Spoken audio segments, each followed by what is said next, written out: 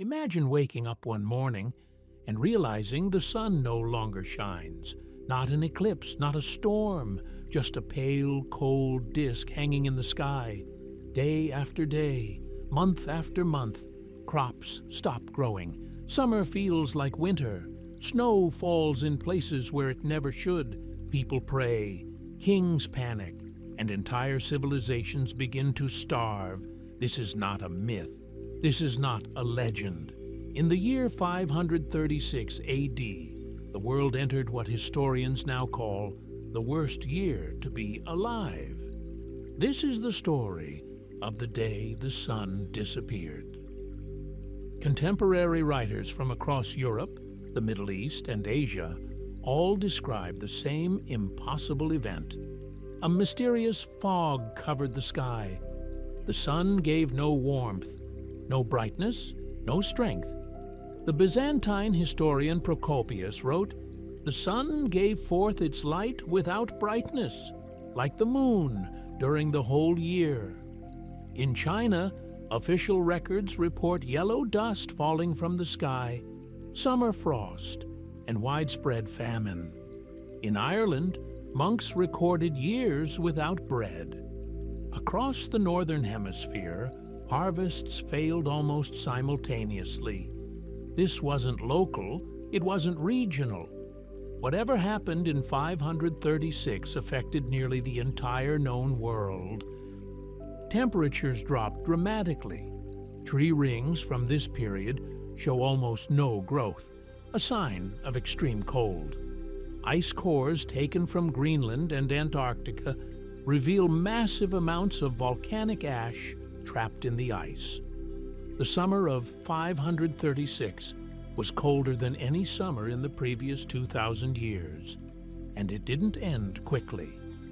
The cooling lasted more than a decade.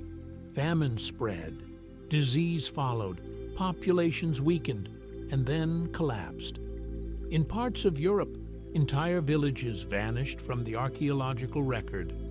Some historians believe this environmental disaster helped trigger the Justinian plague, one of the deadliest pandemics in human history. A dark sky had opened the door to catastrophe. For centuries, no one knew what caused the darkness of 536. But modern science has begun to piece together the answer.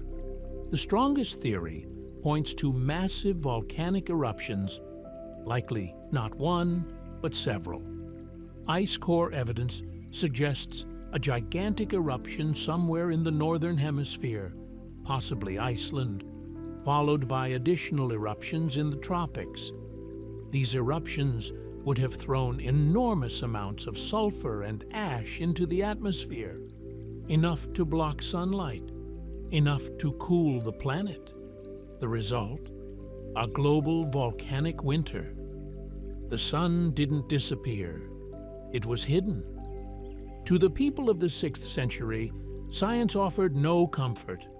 This felt like divine punishment. Apocalyptic beliefs spread. Some societies collapsed, others adapted. In Scandinavia, archaeological evidence suggests entire regions were abandoned. In other places, communities reorganized, migrated, or changed how they farmed. The crisis reshaped political power, weakened empires, and altered trade routes. The world that emerged after 536 was not the same world that existed before it. Darkness had rewritten history.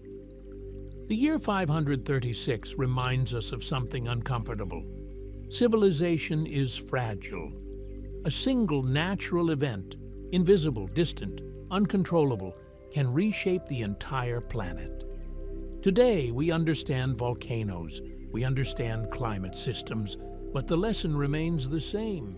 The sun did not vanish because humanity failed, but humanity suffered because nature changed. And history remembers 536 not as a war, not as a revolution, but as the year the world went dark. If you enjoyed this deep dive into one of history's darkest moments, consider subscribing to the channel.